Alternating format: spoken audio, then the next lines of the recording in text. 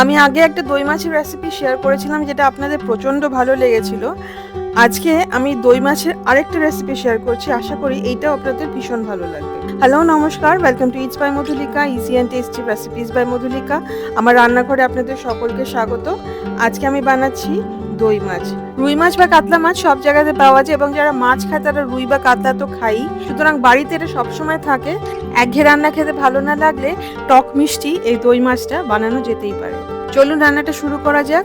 আমি নিয়েছি আজকে কাতলা মাছ, 500 গ্রাম কাতলা মাছের পেটি নিয়েছি। আমি দই মাছ নর্মালি পেটির টুকরো দিয়ে বানিয়ে থাকি, মাছটা সফট হয় আর খেতেও খুব ভালো লাগে। স্বাদ মতো নুন দিয়ে ম্যারিনেট করে রেখে দেবো 15 মিনিট। গরম মশলা থেতো করে নেব, 2 ইঞ্চি দারচিনি আর 2টো ছোট এলাচ হালকা থেতো করে নেব যাতে ফোড়ন দেওয়ার সময় না ফাটে আর গন্ধটাও খুব সুন্দর আসে। একটা বড় বাটিতে 1.5 কাপ টক দই নিয়ে নেব। টক দইটা যাতে খুব বেশি টক না হয়। ময়দা দিয়ে দেব 1 চা চামচ, ময়দাটা দিলে দইটা আর ফাটবে না। চিনি দেব 1.5 চা চামচ। দইটা যদি খুব টক হয় তাহলে কিন্তু চিনিটা আরেকটু বেশি দিতে হবে।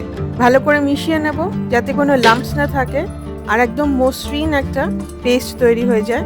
পেস্টটা যত মসৃণ তৈরি হবে গ্রেভিটাও কিন্তু মানে মাছের গ্রেভিটাও অতটাই মসৃণ হবে। এজন্য খুব ভালো করে মিশিয়ে ফেটিয়ে নিতে হবে। এইবারে এর মধ্যে দিয়ে দেব ম্যারিনেট করা মাছ। মাছ কিন্তু 15 মিনিট ম্যারিনেট হয়ে গেছে। আমি আজ কাঁচা মাছ দিয়ে রান্না করছি। আপনারা যদি কাঁচা মাছ না খান তাহলে নুন মাখানো মাছগুলো সাদা তেলে ভেজে নেবেন, একদম হালকা ভাজা। এক এক করে মাছের টুকরোগুলো দিয়ে খুব ভালো করে মাছটাকে দইয়ের মধ্যে মিশিয়ে নিতে হবে। দইয়ের মধ্যে মাছটা মিশিয়ে 15 থেকে 20 মিনিট রেখে দিতে হবে, তাতে দইয়ের টেস্টটা মাছের মধ্যে চলে আসবে। মাছটাও একদম নরম হয়ে যাবে, খুব সফট হয়ে যাবে এবং খেতে খুব ভালো লাগে। আমি দেখেছি 15-20 মিনিটের কম যদি ম্যারিনেট করে মাছটা বানায় তাহলে কিন্তু টেস্টটা অত ভালো আসে না। আর খুব বেশিক্ষণ ম্যারিনেট করবেন না, তাতে কিন্তু মাছটা আবার রুঠা হয়ে যাবে।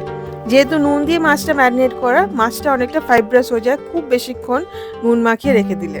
রান্নাটা আমি কড়াইতে করব। কড়াইতে প্রথমেই দিয়ে দিলাম 3 টেবিল স্পুন রিফাইন্ড অয়েল। আমি এখানে রাইস ব্র্যান অয়েল ইউজ করেছি। দিয়ে দেবো 1 টেবিল স্পুন ঘি। পুরো রান্নাটাই যদি ঘিতে করতে পারেন তাহলে টেস্ট আরও ভালো আসে। ফোড়নে দেবো 1টা শুকনো লঙ্কা, 2 থেকে 3টে তেজপাতা আর থেতো করে রাখা গরম মশলা। পুরোটা ভেজে নেব যতক্ষণ খুব সুন্দর একটা গন্ধ বেরোবে। ঘিয়ের মধ্যে গরম মশলা ফোড়ন দিলে খুব সুন্দর একটা গন্ধ বেরোয় এবং এই গন্ধটাই এই রান্নার মূল আকর্ষণ। এই গন্ধটার জন্য রান্নার টেস্টটা একদম অন্যরকম হয়। ফোড়নে খুব সুন্দর গন্ধ বেরোলে তেলে প্রথমেই দিয়ে দেবো নুন, যাতে এরপরে যা দেবো তাতে যাতে তেল না ছিটকায়। পেঁয়াজ দিয়ে দিলাম 1/2 কাপ, 1/2 চা চামচ আদা বাটা, 1/2 চা চামচ রসুন বাটা, শুকনো লঙ্কার গুঁড়ো 1 চা চামচ, এতে 1/2 কাশ্মীরি লঙ্কা আর 1/2 শুকনো লঙ্কা শুকনো খোলায় টেলে গুঁড়ো করা আছে। গরম মশলা গুঁড়ো 1/2 চা চামচ। আপনারা যদি শাহি গরম মশলা ইউজ করেন বা কেনা গরম মশলা ইউজ করেন তাহলে কিন্তু 1 চা চামচ দেবেন। খুব ভালো করে মিশিয়ে মশলাটাকে কষিয়ে নিতে হবে যতক্ষণ না তেল বেরিয়ে আসছে। জল শুকিয়ে তেল বেরিয়ে এসেছে এবং খুব সুন্দর একটা গন্ধ বেরোচ্ছে। ঘিয়ের মধ্যে মশলাগুলো ভাজার একটা দারুণ গন্ধ বেরোয়, সেটা আপনারা রান্নাটা করতে গেলেই বুঝতে পারবেন। এইবারে দিয়ে দেব, গ্যাসটা বন্ধ করে এবারে দিয়ে দেব দই মাখানো বা দইয়ে ম্যারিনেট করা মাছটা। গ্যাসটা বন্ধ করে দিতে হবে, নাহলে কিন্তু দইটা ফেটে যেতে পারে। বাটির গায়ে যতটুকু দইয়ের মিশ্রণ লেগে আছে সবটুকু দিয়ে দিতে হবে। আর বাটিটা ধুয়ে আমি এখানে একটুখানি জলও দিয়ে দিলাম। এইবারে ভালো করে মিশিয়ে নিতে হবে। গ্যাস কিন্তু এখনো বন্ধ আছে। হালকা হাতে ভালো করে মিশিয়ে নিচ্ছি। ভালো করে মাছটা মেশানো হয়ে গেলে মশলার সাথে তারপরে গ্যাসটা অন করতে হবে এবং 5 মিনিট একদম কম আঁচে রান্না করতে হবে। কাতলা মাছের বেশ কিছু অন্যরকম রেসিপি, যেরকম ক্ষীরোদ কাতলা, রোহিণী কাতলা, কাতলা মাছের রেজালা রেসিপি আমি শেয়ার করেছি। রেসিপির লিঙ্কগুলো ডেসক্রিপশন বক্সে শেয়ার করা থাকবে। যদি ভালো লাগে প্লিজ ট্রাই করবেন। 5 মিনিট রান্না করার পরে উপরে দেখবেন অনেকটা তেল ভেসে উঠেছে। হালকা হাতে মাছগুলোকে মিশিয়ে নিতে হবে, নিচে কিন্তু লেগে যেতে পারে। ভালো করে মিশিয়ে নিয়ে ঢেকে 5 মিনিট রান্না করতে হবে একদম লো ফ্লেমে, বা ততক্ষণ যতক্ষণ না মাছটা একদম সিদ্ধ হয়ে যায়। 5 মিনিট বাদে কিন্তু মাছটা একদম সিদ্ধ হয়ে গেছে দেখুন। আর গ্রেভিটাও একদম মাখা মাখা হয়েছে, খুব বেশি না খুব কম না। এবারে দিয়ে দেবো কাঁচা পাকা লঙ্কা। ফ্লেমটা বন্ধ করে দেব। দই কাতলা একদম রেডি টু সার্ভ। ভাতের সাথে বা পোলাওয়ের সাথে খেতে ভীষণ ভালো লাগে। আপনারা রেসিপিটা দই মাছের রেসিপিটা অবশ্যই ট্রাই করবেন। আমার মনে হয় আমার আগের দই মাছের মতো এটাও আপনাদের ভীষণ ভালো লাগবে।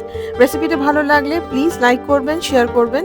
আমার চ্যানেল ইটস বাই মধুলিকা অবশ্যই সাবস্ক্রাইব করবেন। সাবস্ক্রাইব করার সময় বেল আইকনটি প্রেস করতে কিন্তু ভুলবেন না। আমি যখনই কোনো রেসিপি পোস্ট করব প্রথম নোটিফিকেশন আপনার কাছেই যাবে। আমার প্রত্যেক ভিডিওর নিচে মোড়ে ক্লিক করলে ডেসক্রিপশন বক্সে যাওয়া যায়। ডেসক্রিপশন বক্সে সেই দিনের রেসিপির ইনগ্রেডিয়েন্টস এবং আরও কিছু রেসিপির লিঙ্ক শেয়ার করা থাকে।